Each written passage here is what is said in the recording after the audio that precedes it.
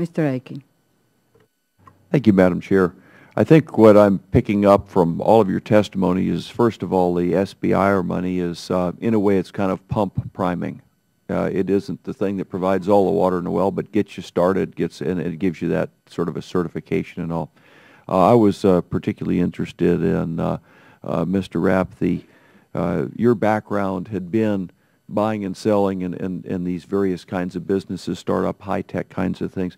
How common is SBIR, an SBIR kind of situation with these startups? Is it something that you see that's constantly a pattern, that everybody started there or had some of that in their beginning? Or is it maybe 1 out of 2 or 1 out of 3, 1 out of 4? How commonly do you see those? Just because it seems like you've had, for a good many years, you've had a picture of this kind of business.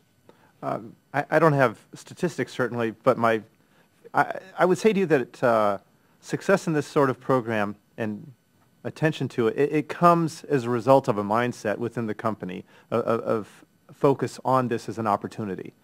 I think the companies that have their roots in academia, or some of their people come out of academia, are more inclined to be thinking about these sorts of grants because they're more accustomed to applying for or seeing their labs in academic institutions apply for grants for the funding in the first place.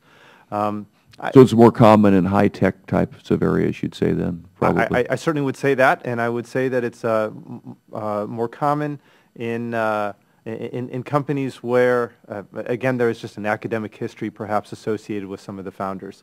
But a significant percentage of the life sciences companies are trying for them. We're in an incubator in St. Louis, and I'd say well more than half of our companies are applying, and probably close to half have received grants over time. Okay. Thank you. Others? Yeah.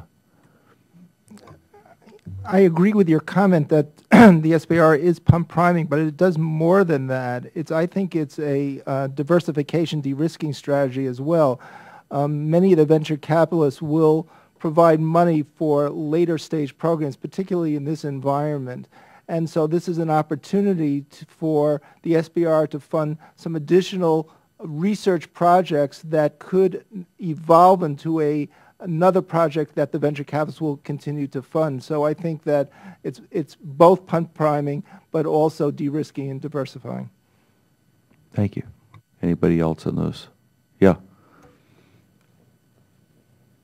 One of the things that we've found is that the SBIR program gives you an opportunity to move beyond proof of concept and begin development of prototypes. And it's those prototypes that will eventually attract the interest, as I mentioned earlier, of acquisition managers, prime contractors, and investors. And you need those prototypes to show them that there is, in fact, a product that will emerge from this process. But I would also point out that the reason the Phase 3 effort is so important is that you may have proof of concept, you may have a prototype that will give you the framework of what that product will look like. The Phase 3 effort will really allow you to apply system design efforts to it, and to have a fully definitized prototype that can be ready to go into manufacturing at the end of Phase 3. So we can have basically all the good ideas in the world, but if you can't actually get them over the finish line.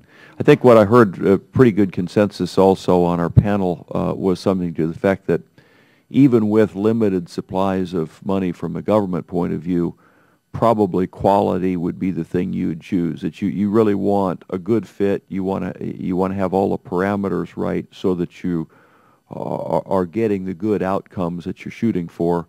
And how many of them may not be the best way of judging, but rather whether or not it's really using the tool in the most appropriate way to really achieve a viable kind of operation.